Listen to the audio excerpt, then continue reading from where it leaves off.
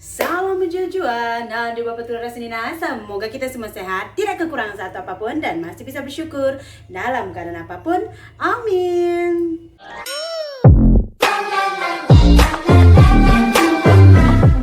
Selamat petang pemirsa. Oke pemirsa, hari ini saya nak masak kari. Kari ikan jenahak pemirsa, yang tadi kita beli di pasar pagi ya pemirsa. Dari pulang pasar pagi tuh sampai di rumah saya cuma basuh muka, basuh tangan, kaki saja.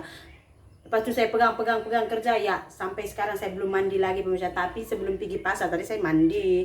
Tapi anak-anak saya sudah mandi semua. Oke pemirsa, hari ini kita masak. Saya sudah siapkan semua bahan-bahannya pemirsa. Udah cantik sekali saya buat pemirsa. Oh my goodness. Saya kalau ada mood saya itu buat video kan. Kadang-kadang itu benda yang sebenarnya menyapekkan saya itu pun saya buat menjadi selesa pemirsa. Jom kita tengok berapa cantik sudah saya buat ini pemirsa. Ini pemirsa, cantik kan? Itulah akibat ada kedai RM2 jadinya seperti inilah. Oh lala, terbang sedikit kaunya. Ya, cantik semua, dan bahan-bahannya pun mungkin kalian sudah tahu, tidak perlu saya jelaskan. Ini air asam jawa ya. So jom kita masak. Oke, ini kita sudah panaskan wajannya. Ini saya ambil dulu ikannya ya. Ini ikannya sudah dibersihkan oleh suami saya tadi. Di siang di pasar sebenarnya, cuma sampai di sini kita basuh saja. Oke, ini saya tutup dulu. Banyak lalat. Kalau telur ayam boleh dimakan, kalau telur lalat, mincret nanti, cirit birit, betul tak? Oke pemirsa, sembari kita memasak ini, jom kita bercerita, kita reaction satu video yang tengah viral di negara Malaysia sekarang ini pemirsa. Ada yang belum tahu apa videonya pemirsa? Jadi video itu adalah tentang seorang profesor, kalau kita bilang itu tuh seorang dosen senior begitu, yang katanya menghina. Sebenarnya kalau dalam video yang saya dengar itu sih dia tidak menghina ya. Dia kadang-kadang begitu memang pemirsa. Zaman sekarang ini cakap betul, cakap benar itu tak penting. Yang penting adalah cakap sesuai. Sesuai itu gimana kasih? Kadang-kadang kita bercakap benar pun orang akan menganggap itu adalah sebagai fitnah kah, atau sebagai bulian, atau sebagai hinaan gitu, karena kita menyampaikannya itu tidak sesuai. Macam profesor itu pun kalau saya tengok sebenarnya yang dia sampaikan itu ada betulnya juga, hanya saja cara penyampaiannya dan lokasinya tidak sesuai begitu. Cara penyampaiannya itu tidak sesuai, lokasinya tidak sesuai, time-nya tidak sesuai. Pokoknya saya dari segi kita melihat kedua-dua belah pihak lah ya. Yang pertama dulu, mahasiswa lah ya, saya bilang maknanya itu tertinggi daripada murid lah ya kan. Mahasiswa ini dia cenderung tuh sudah dewasa pemirsa, sudah tahu rasa cinta, rasa malu begitu. Manalah tahu kan budak lelaki yang dia macam kita buatlah macam yang dipermalukannya itulah pemirsa, karena dia udah pasti malu dong ya. Ada yang belum dengar kan videonya? Boleh kalian cari itu sekarang bertaburan di YouTube. Tapi terima kasih juga untuk profesor itu ya, karena dia banyak juga orang sudah dapat konten kan. Ini halba campur ya. Dalam halba campur nih ada halba, biji sawi, ketumbar jintan manis, jintan putih, kita goreng.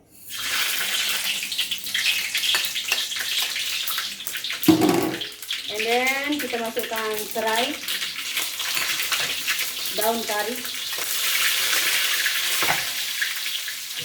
bawang merah. Senang kalau kita sudah potong semua seperti ini kan, kita masukkan saja gitu kan. Jadi mereka itu udah sedikit sensitif begitu pemirsa.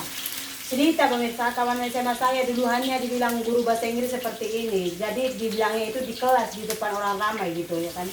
Dan kebetulan dalam kelas itu dia ada suka dengan lelaki gitu. Jadi cikgu itu bilang begini, kenapa kamu malas basuh muka ya, muka berminyak, banyak jerawat katanya gitu. Jadi hanya kalimat seperti itu aja gitu, dia minum racun murid itu, tapi masih baik, selamat lah apa. Tadi Ami main. Jadi itu pun saya pun mendengar perkataan profesor itu kan, saya terus pikirkan hati dan perasaan dari budak saya cakap lah, mungkin saya mesti lebih tua ya, dari mahasiswa itu mesti dia sangat-sangat malu lah. Tapi dia masih hormat, dia masih tunjuk yang dia itu ada ilmu tinggi, adab dia tinggi. Jadi dia tak ada melenting, tak ada apapun. Itu saya memang respect lah. Mungkin pemirsa ya ceritanya seperti ini itu karena kalau saya dengar kan dia ada bapak tapi mak dia sudah meninggal. Adik-beradik dia ada. Kadang-kadang seperti ini pemirsa. Masa saya dulu ini Halia ya, masa saya dulu pergi kolej bapak saya sudah stroke. Saya belum habis kolej lagi ya. Masa bapak saya sudah stroke mungkin dia tahu nyawa saya ini sudah tidak lama lagi begitu. Jadi dia jumpa dengan adik dia yang perempuan. Dia bilang begini, contoh kalau saya sudah mati nanti, Nani belum habis baca kolej, apa yang dia perlukan, duit berapapun dia perlukan, you bagi saja, you jangan itu, saya ada tanah. Kalau nanti dia sudah selesai sekolah, hitung saya punya hutang berapa, you ambil saya punya tanah. Macam itu bapak saya dulu bagi tahu dia. Jangan sampai dia putus sekolah gitu. Jadi karena kan ada jaminannya ya, karena kan bapak saya itu ada jaminan dia bagi dia punya kebun gitu ya kan. Makanya kemarin itu walaupun sebenarnya hutangnya itu nggak banyak gitu. Jadinya ya udah, mungkin untuk mahasiswa itu pun dulu dia seperti itu. Mungkin dia masuk university, bapak dia masih kerja, emak dia masih hidup lagi. And then bila separuh perjalanan, maybe emak dia meninggal, and then bapak dia sudah sakit tak boleh kerja. Tapi bila itu semua terjadi, dia sudah separuh perjalanan gitu, sudah separuh perjalanan. Jadi kalau dia mundur, dia akan rugi banyak. Kalau dia maju, mungkin akan ada banyak rintangan, ada banyak cabaran begitu. Jadi dia pilih untuk maju, pantang menyerah gitu. Dia mungkin berpikir setiap orang ada rezeki masing-masing, jadi dia maju gitu. Nah, kalaupun dia ada adik-beradik, kakak semua, percayalah pemirsa, zaman sekarang itu ya, jangan terlalu kita harapkan, even dia adik kita kah, kakak di kita kah, hanya diri kita sendiri yang boleh tolong kita. Cantik, isi air aku. Isi air. Apalagi kalau saudara-saudara kita sudah sama-sama berumah tangga, mereka akan memikirkan hal mereka dulu gitu. Makanya saya bilang, kasihan. Kasihan, memang kasihan. Sepatutnya tidak dibuat seperti itu. Sepatutnya mana-mana orang susah, ya kan? Orang susah itu kalau dia ada keinginan untuk menuntut ilmu tinggi, kita harus support. Lingkungan, pergaulan itu macam kawan-kawan dia, family dia, semuanya itu harus support. Lingkungan itu macam orang sekitar dia lah, jiran-jiran dia, apa semua kita harus bagi semangat gitu. Karena jarang orang susah itu mau mengambil pendidikan tinggi. Kalau dulu-dulu susah, tak sekolah pun terus kawin saja, apa mau susah-susah, nah begitu kan. Harus kita support dulu. Mami kasih air, kasih telur. Oke. Lalu, kasihkan. Dulu ada satu mahasiswa seperti itu pemirsa, kawan saya. Jadi kita mau meja hijau, jadi mau bayar 5 juta dulu.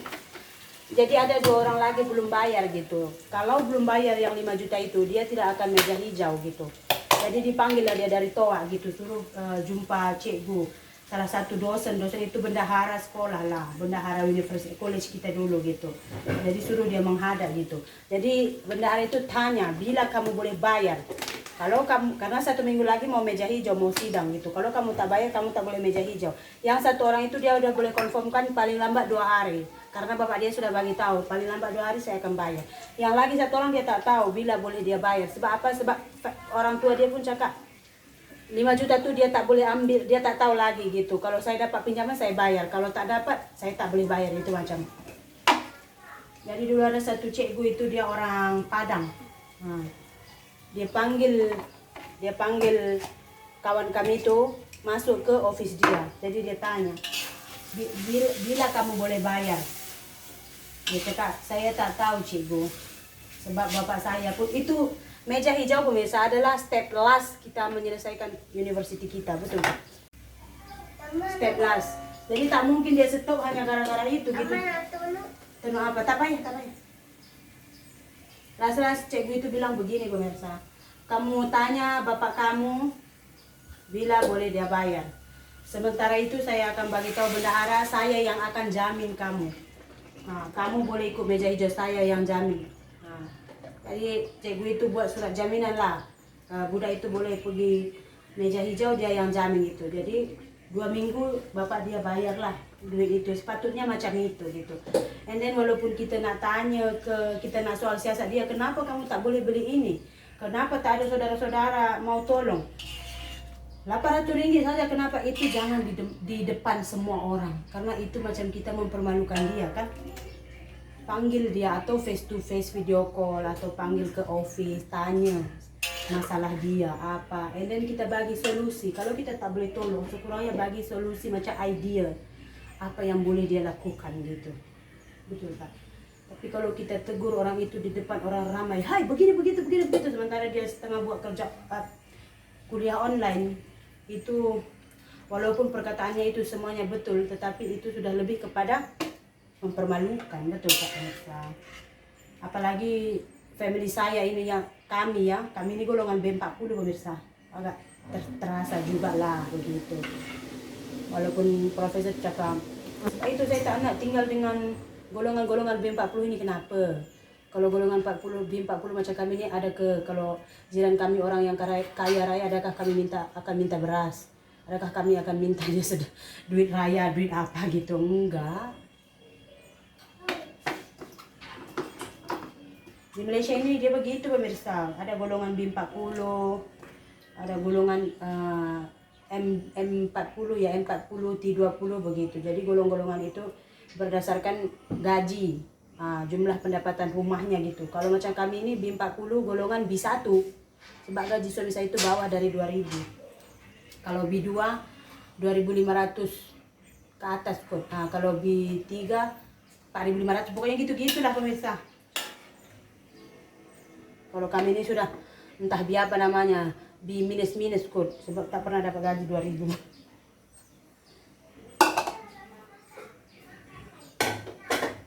Rasa juga kita kan golongan B40 ini, tapi tidak apa-apalah. Kadang-kadang itu hinaan, cercaan, makian yang orang berikan kepada kita itu jadi motivasi untuk kita menyemangati diri kita lah.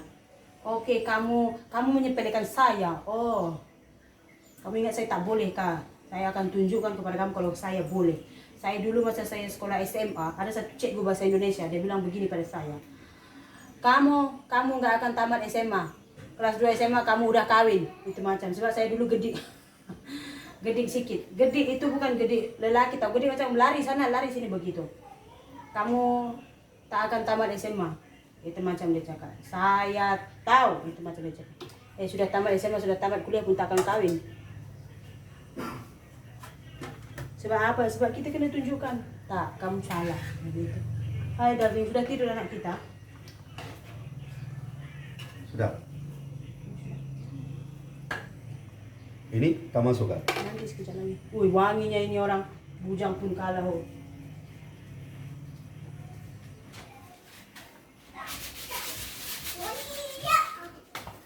Nah, masukkan garam situ.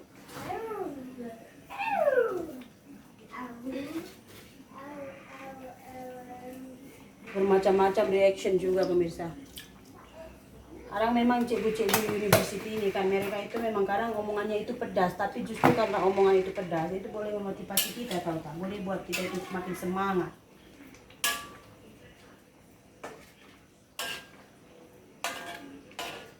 Makanya katanya ada pepatah bilang apa?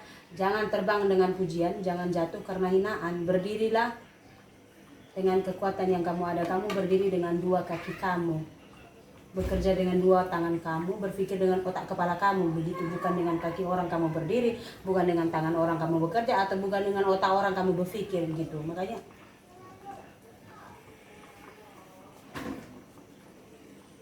bentar lah, udah siap masakan kita ini. Kita makan.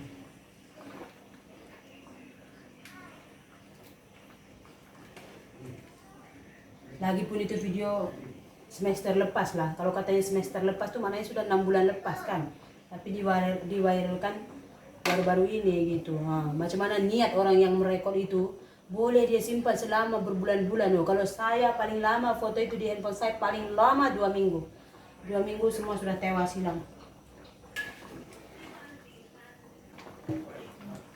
Ini saya masukkan air asam jawa ya.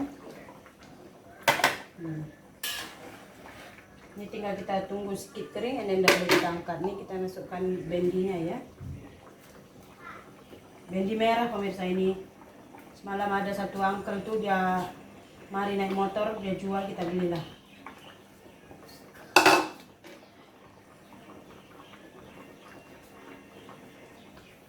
Saya nak keringkan sedikit dia punya sosnya.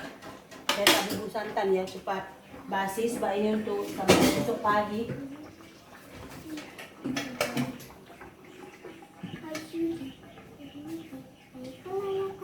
Oke pemirsa, ini dia kari ikan kita sudah masak. Saya sudah bubur daun ketumbar ya. Oke, saya nak bagi susu anak saya, dia sudah mengantuk tuh. Baru nak makan pemirsa. Saya baru pulang kandang, gantian kami jaga si Madabar. Dia pulang baru saya makan sama anak saya pemirsa. Dia tadi sudah makan, masak saja lauk dia terus makan tadi.